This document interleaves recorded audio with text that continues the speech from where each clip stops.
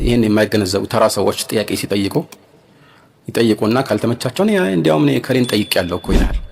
طيب ከሌን ከጠየቅ ለምን ትጠይቀኛለህ? እሱ ካሳመነ ማለት ነው። ከዛ የተሻለ የሚያግራራ ነገር እየፈለክ ነው። በኋላ በቃ ከሌ ፈትዋ ሰጥቷል ብሎ እንደፈለገ የሚወደውን ነገር ለመፈጸም እንዲያመቸው የሚያግራራለትን ሰው እየፈለገ ነው። ግልጽ ነው። حتى በደሊል ደረጃ የከሌ ካሳመነ ለምን ሌላን ሰው ትጠይቃለህ? ማነው ይሄ አባባል ራሱ ውድቅ ነው አይባልም። አንዱ ስርዓትን ከሚያዛቡ ንግግሮች መካከል የሆነ ዓሊም ጋራ ሌላን ሰው መጥቀስ ነው አይደል? ምንድነው የምታደርገው? ጥያቄ ትጠይቃለህ፣ ከዛ አለቀ። የኺላፍ ርዕስ ከሆነ نعم እንዲህ አይነት ውዝግብ እንዳለ ሰምቼ ነበር፣ ምንድነው ራዲሁ ወይም ደግሞ ያንተ አመለካከት ምንድነው ብለህ ልጠይቅ ትችላለህ።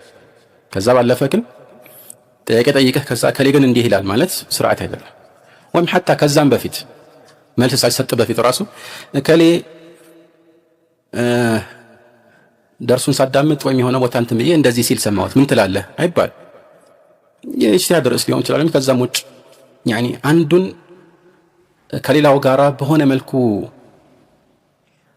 ለማቃቃር የሚፈልግ አካሄድ ሊሆን ይችላል እና ከባድ ነው። ከእንዲህ አይነት ስራ ፈትነት መጠበቅ ያስፈልጋል። ጥያቄ መጠየቅ የሚፈልግ ሰው የሚጠይቀው የጣሊብ العلم ጥያቄን እንጂ የጋዜጠኛ ጥያቄ መሆን የለበትም።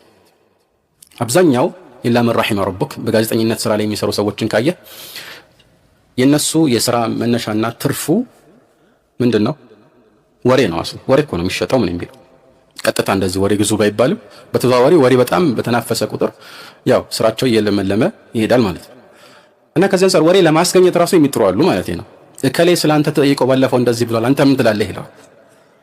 ይሄ ትርጉሙ ጋዜጠኝነት ሳይሆን በትክክለኛ በሐዲስ አጠራር ማለት ነሚማ ወሬ ማዋሰት ማለት ነው።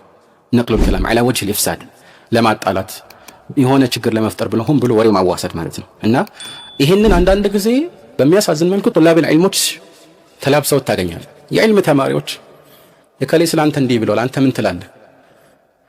እንግዲህ አላህን የማይፈራ ከሆነ ወይም ደግሞ ጥሩ ሰውም ሆኖ ግን ነፍስ ውስጥ የሆነ ነገር ይፈጥርበታል። ሰው ነው መቼም እና በለህና በንዴት መንፈስ የሆነ ጥሩ ያልሆነ ቃል ይሄኛውም ሊሰነዝር ይችላል። ከዛ ይሄን ዘምቶ ደግሞ ወደዛኛው እንደገና ሊያዋስል ይችላል ማለት ነው።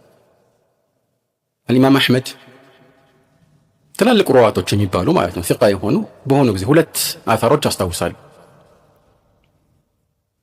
ስለነሱ ተጠየቁ። ፊቃ ነው ሩን ሐዲስ ላይ አስተማማኝ ነው ብለው መለሱ። ግን አንተ ላይ እኮ ያወራል አሏቸው። ስላንተ መጥፎ ያወራል አላቸው። ምን አሉ ኢማም አህመድ?